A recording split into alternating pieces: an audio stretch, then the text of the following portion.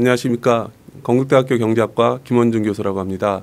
저는 이번 수시 논술과 관련해서 인문사역의 2번의 수리 영역과 관련해서 해설에 대해서 설명해 드리고자 왔습니다. 이 수리 문제에서는 사회과학에서 변수들 간의 관계를 파악하는 데 있어서 자주 사용되는 수리적 방법과 학생들의 이에 대한 해석 능력을 파악하고자 하는 것이 이 논술 의도, 수학 2의 논술 의도라고 할 수 있겠습니다. 이에 대해서 이제 보다 자세하게는 다음에 슬라이드를 보시면서 설명을 해드리도록 하겠습니다. 첫 번째 문제 2-1에서는요. 공급곡선이 QS는 알파 P 플러스 베타와 같이 가격 P의 1차 함수라고 가정할 때 알파 베타가 양수인지 음수인지를 예상하고 그 근거를 설명하시오 이렇게 문제가 주어져 있었는데요.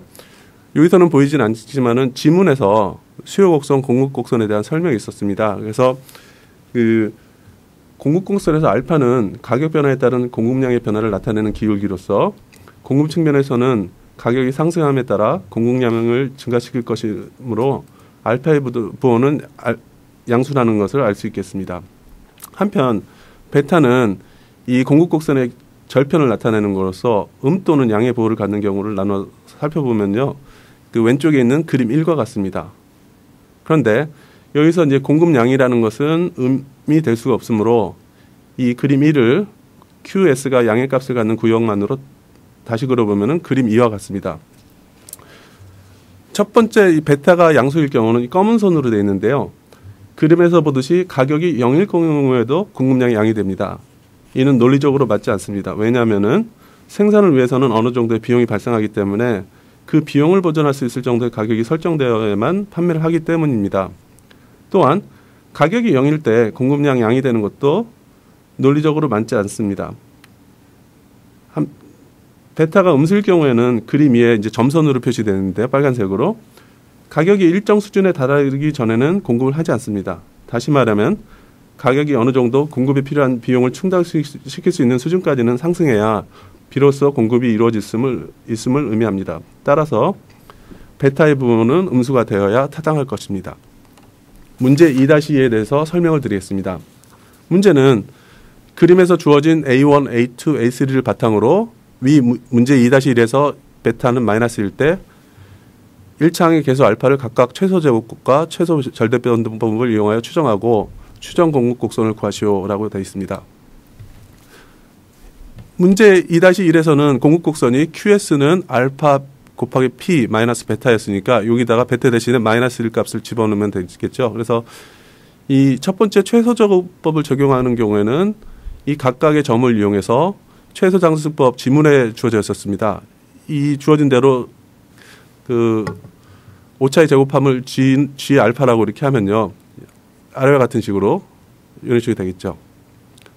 그래서 최소 2차항에서 최소화시킬 수 있는 방법은 이 2차항을 제곱의 형태로 변환을 시키는 겁니다. 그래서 제곱 형태로 이렇게 변환시키다 보면은 알파가 21분의 30이 되는 점에서 최소화됩니다. 따라서 알파는 21분의 30 또는 7분의 11 때 오차가 최소가 되며 이 최소가 되는 알파 값을 원래 공급곡선인 알파 P-1에 대입을 하면은 공급곡선은 7분의 10 P-1이 됩니다. 두 번째, 최소 변동법을 적용하는 경우는 주어진 세 점을 이용해서 이 H 알파 이런 식으로 표현할 수 있습니다. 근데 여기서 자세히 보시면은 여기서 꺾어지는 직선을 HA가 알파가 보여주고 있는데 이 직선은 알파가 2와 알파가 4분의 5인 점에서 꺾어지게 됩니다. 그래서 이 각각의 값에서 이 H 알파의 값을 구해보면은 알파 값이 2일 때는 3이고 알파가 4분의 5일 때는 4분의 9의 값이 나오게 됩니다. 따라서 위식을 최소라는 알파는 4분의 5이고 구하는 추정 공급곡선은 QS는 4분의 5 P-1이 됩니다. 네. 자, 다음은 2-3에 대해서 살펴보겠습니다. 문제 2-3 아래 정보 1과 정보 2를 기초로 위 문제 2-2에서 구한 두 추정 공급곡선을 사용하여 각각의 시정 균형 가격을 추정하고 실제 시장 균형 가격과의 오차를 비교하시오. 30점으로 되어 있는데요. 정보 1, 수요 곡선은 QD는 O-P이다. 정보 2, 실제 시장균형 가격은 P = 3이다. 즉 2-2에서는 저희가 최소제곱과 최소절대변동법을 이용해서 추정공급곡선을 구했거든요. 그래서 수요곡선이 정보 1에서 주어진 상황에서 이거 추정공급곡선과 수요곡선과의 일치되는 점, 즉 시장 균형이 되는 점에서 찾아보면은 균형 가격이 각각의 서로 다른 추정공급곡선을 통해서 균형 가격이 도출될 수 있는 거죠. 그래서 이것과 실제 균형 가격과의 차이를 비교하고 어느 것이 오차가 더 적은지를 파악하고자 하는 것이 이 문제의 출제 의도라고 하겠습니다.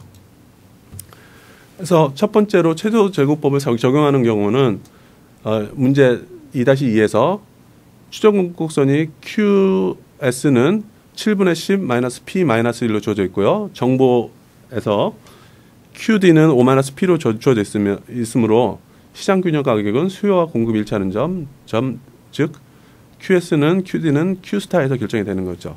그래서 시장 균형 가격이라는 것은 밑에서 보듯이 P는 17분의 42 이렇게 도출될 수 있겠습니다.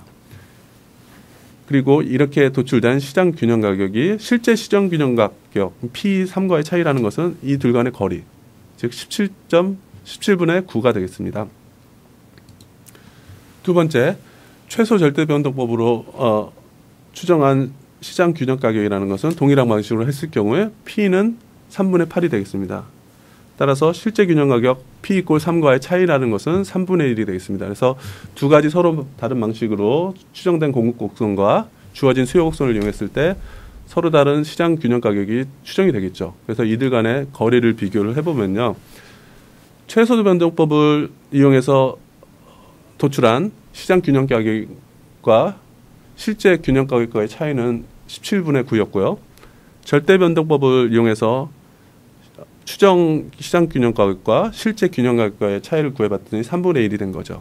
그래서 최소 절대법을 사용한 경우 실제 시장 균형 가격과 더 가까운 시장 균형 가격을 얻을 수 있다는 거죠. 그래서 오차가 더 적기 때문에 절대 변동법이 더 우월하다.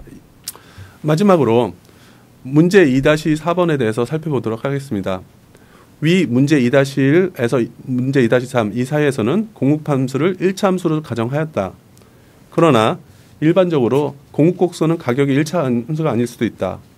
자원의 희소성을 고려할 때 공급곡선이 아래의 그림, 기억 또는 니은 중에서 어떤 것과 더 유사한지 선택하고 그 이유를 구체적으로 설명하시오. 이렇게 됐는데요. 이건 그림을 그대로 놓은 상태에서 설명을 하도록 하겠습니다. 자원의 희소성이란 자원에 대한 수요는 무한하나 자원 자체는 유한하다라는 명제와 동일하다고 할 수 있겠습니다.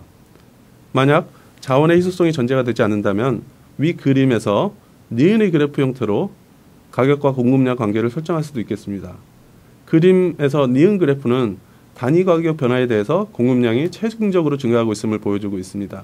결국 니은은 가격이 상승하면 공급량 또한 무한히 증가시킬 수 있음을 의미하므로 자원의 희소성과는 관련이 없다고 할 수 있겠습니다. 반면 그림에서 기억 그래프는 단위 가격이 상승할 때 공급량 증가는 점점 줄어드는 형태를 보이고 있는데 이는 자원의 희소성과 관련이 높다고 할 수 있겠습니다.